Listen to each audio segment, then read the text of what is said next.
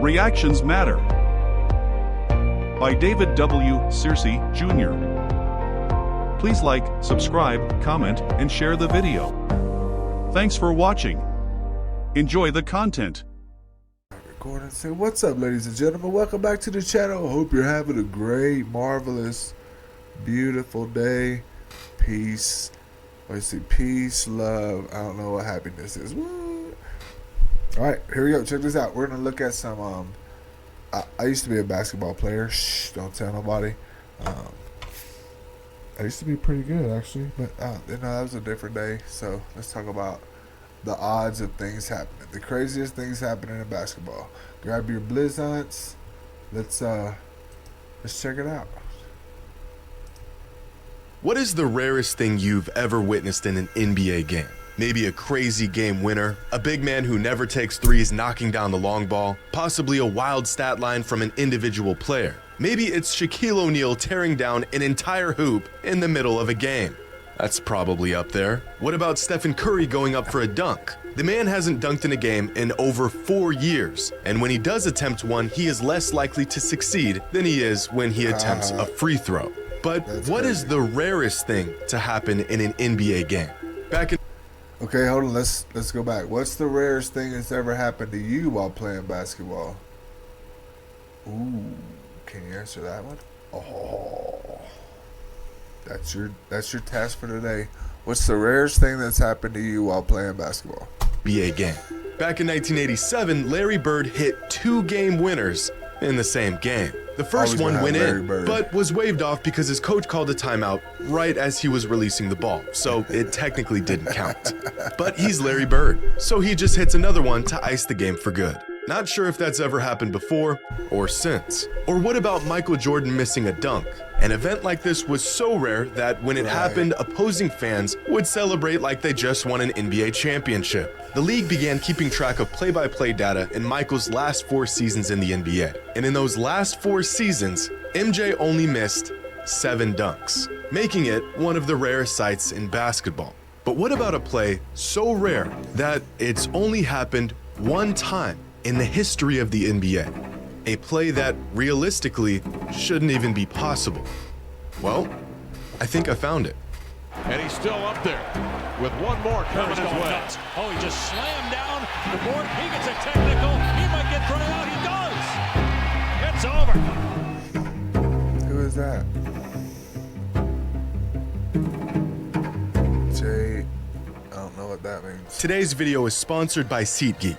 My brothers, summer is finally here and events are happening every day. Whether you're a baseball fan, a soccer fan, or you enjoy concerts and festivals, SeatGeek has all of your ticketing needs covered this season. With over 28 million downloads, SeatGeek is the #1 rated ticketing app. And with over 70,000 events happening every single day on SeatGeek, they've got anything and everything you're looking for. I've made it my mission to get out to more Timbers games this summer, and within the SeatGeek app, I can check the status of each available ticket for any game, and with their rating system, I can quickly see which tickets are a good deal, the green ones, and which tickets are a bad deal, the red ones. SeatGeek is safe, it's easy, and it's a guaranteed way to get the best deals for your tickets. And right now, SeatGeek is offering $20 off your first purchase when using promo code Jimmy. I've left a link to download the SeatGeek app in the description below. Just head over, use code Jimmy, and get $20 off your first purchase.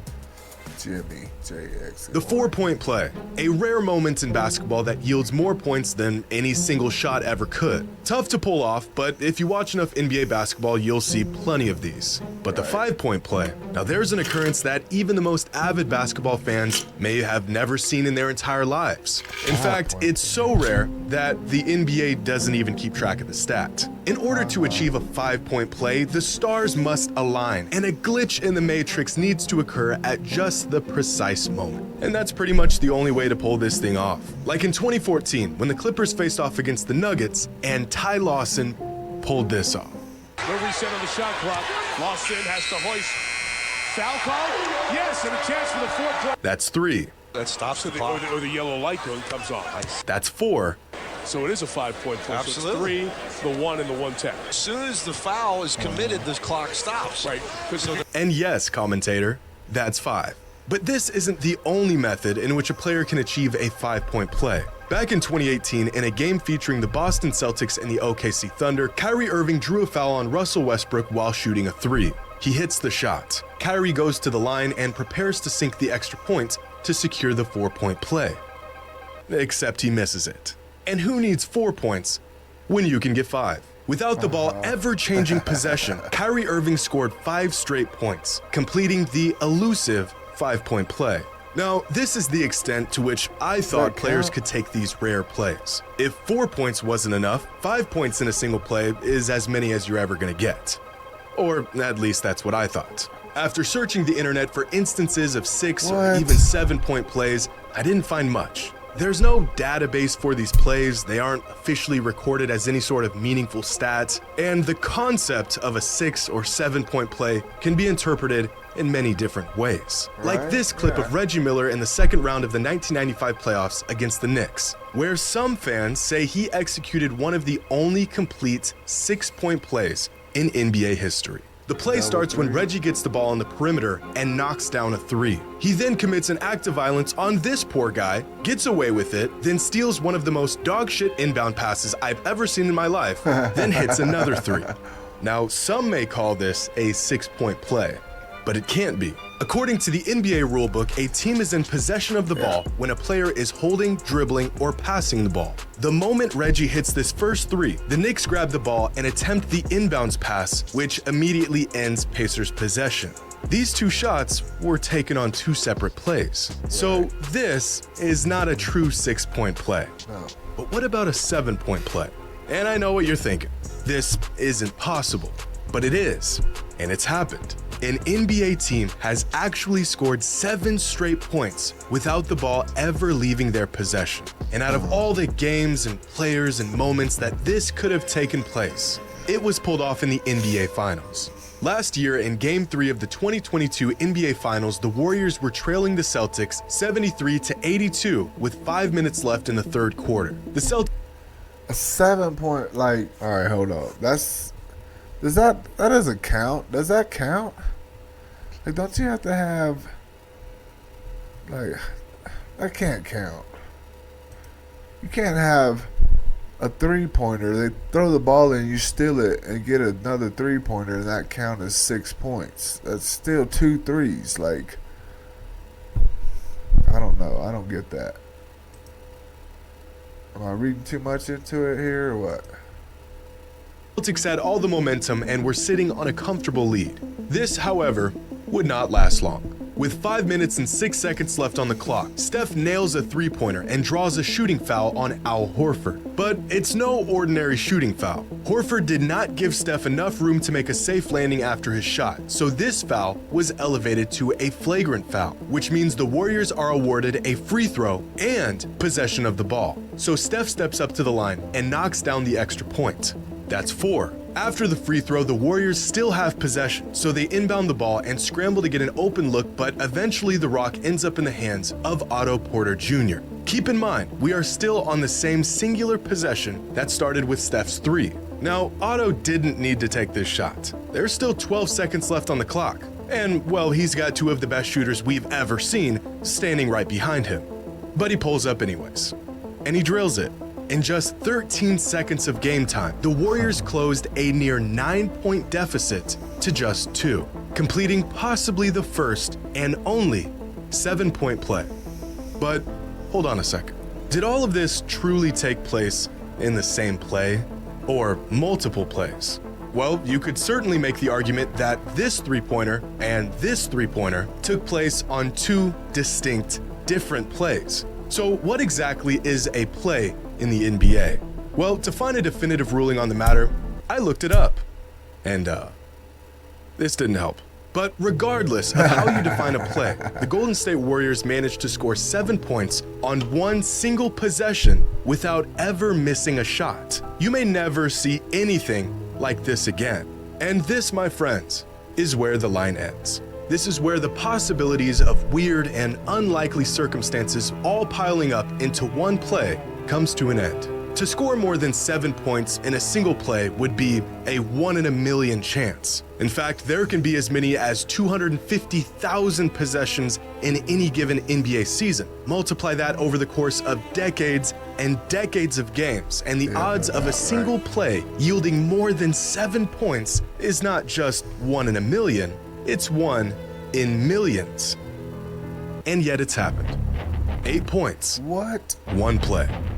It's February 13th, 2019. The Warriors, again, are facing the Blazers in Portland. There's about 4 minutes left in the fourth, and the Blazers have taken control of the game. The score is 110 to 103. Blazers have the lead and possession. The Warriors are completely unraveling. Draymond Green is becoming more unhinged with each passing moment. So in an effort to stop the bleeding, Draymond does what only he could do as the all-time elite defensive player that he is. Lead in the fourth quarter of that game. Absolutely hack the opposing player. Zach Collins is awarded 2 free throws and heads to the line. And this, my friends, is where all hell breaks loose. The refs review the foul and bump the call from a common foul to a flagrant foul. That means the Blazers will retain possession after the free throws. Draymond Green can't believe the call, so he attempts to do what no player has ever done before: convince the ref to overturn the call by shouting in his face.